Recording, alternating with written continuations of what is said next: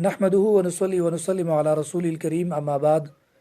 آج مسائل رمضان کورس کا 5واں دن ہے اور سبق نمبر 5 کا یہ پہلا حصہ ہے۔ آج کی سبق میں ان امور کا تذکرہ کیا جائے گا جن کی وجہ سے روزہ میں کوئی فرق نہیں آتا، اور ان کے ضمن میں بعض ایسے امور بھی ذکر ہوں گے جن کی وجہ سے روزہ صرف مکروہ ہو جاتا ہے۔ اس باب میں تقریباً ٹوٹل 39 مسائل ہیں جن کو میں 2 کلپوں میں بیان کرنے کی کوشش کروں گا۔ پہلا مسئلہ یہ ہے کہ اگر کوئی روزہ دار بھول کر کچھ کھائے پیے یا بھول کر جمع کرے تو اس سے روزے میں کوئی فرق نہیں آتا، اگرچہ وہ پیٹ بھر کر کھائے اور اگرچہ دن میں کئی دفعہ کھائے۔ اس کے ضمن میں ایک مسئلہ یہ ہے کہ اگر کسی روزہ دار کو کھاتی پیتی ہوئی دیکھا گیا تو اس کو یاد دلانے کا کیا حکم ہے؟ تو اس کی تفصیل یہ ہے کہ اگر وہ روزہ دار کمزور ہے اور روزہ رکھنے سے اس کو تکلیف زیادہ ہوتی ہو تو ایسی صورت میں اس کو یاد نہیں دلایا جائے گا، اور اگر وہ طاقتور ہے اور روزہ رکھنے سے اس کو زیادہ تکلیف نہیں ہوتی تو ایسے روزہ دار کو یاد دلانا واجب ہے، اور اگر کسی نے یاد نہیں دلایا تو وہ گناہگار ہوگا اور اس نے مکروہ تحریمی کا ارتکاب کیا۔ دوسرا مسئلہ یہ ہے کہ اگر روزہ دار کی حلق میں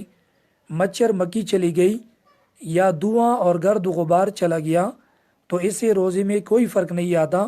البتہ اگر وہ قصدن ایسا کرے، یعنی قصدن جو ہے دھواں یا گرد و غبار اندر لے جائے تو اس سے روزہ ٹوٹ جائے گا۔ مثلا اس نے اگربتی جلائی اور اگربتی کا جو دھواں ہے وہ اندر لے گیا تو اس سے روزہ فاسد ہو جائے گا۔ تیسرا مسئلہ یہ ہے کہ اگر دانتوں میں گوشت کا ریشہ اٹکا ہوا ہو یا چالیا کا کوئی ٹکڑا یا روٹی کا کوئی ٹکڑا دانتوں کے اندر اٹکا ہوا تھا اور پھر اس نے خلال کی ذریعے یا زبان کی ذریعے اس کو نکالا تو اور اس کو نگل لیا تو اس میں 2 صورتیں ہیں۔ پہلی صورت یہ ہے کہ اگر روزہ دار نے منہ سے باہر نکال کر پھر منہ کے اندر یعنی اس نے ڈال دیا اور وہ حلق سے نیچے نگل لیا تو اس صورت میں روزہ ٹوٹ جائے گا، چاہے وہ ٹکڑا کتنا چھوٹا کیوں نہ ہو۔ دوسری صورت یہ ہے کہ اگر اس نے منہ سے باہر نہیں نکالا بلکہ اندر ہی اندر وہ حلق سے نیچے چلا گیا یا وہ نگل لیا اس کو، تو ایسی صورت میں دیکھا جائے گا کہ اگر وہ چنے سے چھوٹا تھا، وہ ٹکڑا چھوٹا تھا تو اس صورت میں روزے میں کوئی فرق نہیں آیا، اور اگر وہ چنے کے برابر تھا یا چنے سے بڑا تھا تو ایسی صورت میں روزہ ٹوٹ جائے گا اور صرف قضا کفارہ نہیں ہے۔ مسئلہ نمبر 4، اگر کسی روزہ دار نے ایسی چیز کھائی سحری کے وقت کہ اس کے اندر ذائقہ بھی تھا اور ساتھ رنگ بھی تھا، مثلا کسی روزہ دار نے پان کھایا اور پان کھانے کے بعد صبح صادق سے پہلے اس نے خوب کلی کی اور غرغرہ کیا، لیکن تو کے اندر جو سرخی ہے وہ ابھی تک باقی ہے اور اس نے روزہ شروع کیا تو ایسی بھی روزے میں کوئی فرق نہیں آتا جب اس کا ذائقہ منہ میں نہ ہو۔ 5واں مسئلہ یہ ہے کہ روزے کی حالت میں تھوک نگلنے سے، بلغم نگلنے سے، ناک سڑکنے سے روزے میں کوئی فرق نہیں آتا، چاہے وہ قلیل ہو یا کثیر ہو۔ 6واں مسئلہ یہ ہے کہ ضرورت کے بغیر زبان کی سر سے کوئی چیز چکنا اور اس کو تھوک دینا یہ مکروہ تنزیہی ہے، البتہ اگر کوئی ضرورت ہو تو پھر زبان کی سر سے کسی چیز کو چکنا اور تھوک دینا یہ مکروہ بھی نہیں ہے۔ مثلا کسی عورت کا شوہر جو ہے وہ بد مزاج ہو اور وہ غصہ کرنے والا ہو، اور عورت اس بات سے ڈرتی ہو کہ سالن میں اگر مرچ یا نمک وغیرہ کم زیادہ ہوا تو شوہر جو ہے افطاری کے وقت غصہ کرے گا، تو ایسی عورت کے لیے زبان کی سر سے سالن چکنا اور پھر اس کو تھوک دینا یہ مکروہ بھی نہیں ہے اور جائز ہے، البتہ اگر سالن کی کچھ ذرات حلق سے نیچے چلے گئی تو پھر عورت کا روزہ فاسد ہو جائے گا۔ 7واں مسئلہ یہ ہے کہ اگر کوئی بچہ چھوٹا ہے اور وہ کسی چیز کو کھانے کو چبائے بغیر نہیں کھا سکتا اور کوئی ماں جو ہے زبان سے کوئی چیز چبا کر اس کو دیتی ہو، تو اس میں بھی یہی حکم ہے کہ اگر بچے کے لیے خوراک کا کوئی اور طریقہ نہ ہو اور روزے کی حالت میں ضرورت ہو تو پھر کوئی عورت جو ہے وہ کسی چیز کو چبا کر منہ سے نکال کر بچے کو کھلا سکتی ہے اور اس سے روزے میں کوئی فرق نہیں آتا، اور اگر کوئی ذرات وغیرہ وہ نیچے چلے گئے حلق سے تو پھر اس کا بھی روزہ فاسد ہو جائے گا۔ 8واں مسئلہ یہ ہے کہ روزے کی حالت میں انجیکشن لگوانے سے روزے میں کوئی فرق نہیں آتا، اکثر حضرات کا یہی فتویٰ ہے، چاہے وہ انجیکشن آئی ایم ہو یا آئی وی ہو۔ آئی وی کا مطلب یہ ہے کہ وہ انجیکشن رگ میں لگایا جائے۔ آئی ایم کا مطلب یہ ہے کہ وہ گوشت میں ہو یا جو ہے وہ گوشت کے علاوہ چمڑے وغیرہ میں ہو، تو اس سے روزے میں کوئی فرق نہیں آتا، یہ بالکل یعنی جائز ہے۔ اور اسی کے ضمن میں ایک فتویٰ یہ بھی جامعہ علوم کراچی کا فتویٰ یہ ہے کہ روزے کی حالت میں شوگر کے لیے انسولین انجیکشن لگوانے کی بھی شرعاً اجازت ہے اگر ضرورت ہو۔ ہاں، ضرورت کے بغیر اس سے اجتناب کرے، لیکن اگر کسی مریض کو ضرورت ہے تو پھر انسولین انجیکشن بھی وہ لگوا سکتا ہے، روزے میں کوئی فرق نہیں آئے گا۔ نواں مسئلہ یہ ہے کہ کسی مریض کو گلوکوز یعنی ڈرپ چڑھانے سے روزے میں فرق نہیں آتا، لیکن اس میں ایک بات یاد رکھیں کہ اگر کسی مریض کو ضرورت نہ ہو اور بغیر ضرورت کی طاقت کا اس کو ڈرپ چڑھایا گیا یا پیاس بجھانے کے لیے کوئی ڈرپ چڑھایا گیا تو اس سے روزہ مکروہ ہو جائے گا، اور اگر کسی مریض کو ضرورت ہے تو پھر اس کو ہر قسم کی ڈرپ اور گلوکوز چڑھانے سے روزے میں کوئی فرق نہیں آئے گا۔ اور اسی ضمن میں علماء نے یہ مسئلہ بھی لکھا ہے کہ اگر کسی مریض کو خون چڑھانے کی ضرورت ہے تو اس کو خون بھی چڑھایا جا سکتا ہے، اس سے بھی روزے میں کوئی فرق نہیں آئے گا۔ مسئلہ نمبر 10 یہ ہے کہ روزے کی حالت میں خون دینے سے، پہلا مسئلہ تھا خون چڑھانا، اس میں ہے خون دینا۔ روزے کی حالت میں خون دینے سے اگر کمزوری لاحق ہوتی ہو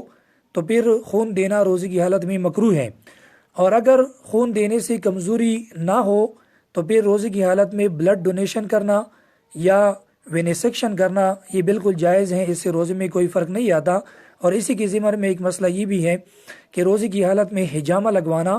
اگر اس سے کمزوری ہو تو پھر مکروہ ہے، اگر کمزوری نہ ہو تو پھر جائز ہے۔ مسئلہ نمبر 11، روزے کی حالت میں لیبارٹری میں ٹیسٹ دینے کے لیے یعنی خون دینا یہ بھی جائز ہے، اس سے روزے میں کوئی فرق نہیں آتا۔ مسئلہ نمبر 12 یہ ہے کہ اگر کسی کی منہ میں چھالے ہو یا منہ میں زخم ہو اور شدید ضرورت کے وقت وہ کوئی دوا منہ کے اندر لگا لے اور اس کو تھوک لے تو اس سے روزے میں کوئی فرق نہیں آتا، اور بغیر ضرورت کی منہ کے اندر اس طرح دوائی لگانا یہ مکروہ تنزیہی ہے، اور اگر دوائی حلق سے نیچے اتر گئی تو پھر روزہ جو ہے اس کا ٹوٹ جائے گا اور اس کی صرف قضا ہے، کفارہ نہیں ہے۔ مسئلہ نمبر 13، روزے کی حالت میں داڑھ نکلوانا یعنی دانت نکلوانا ڈاکٹر سے اگر اس کی شدید ضرورت ہے تو اس کی گنجائش ہے۔ پھر اگر دوائی یا خون وہ پیٹ کے اندر چلا جائے تو اس سے روزہ جو ہے ٹوٹنے میں تفصیل یہ ہے کہ اگر وہ دوائی یا خون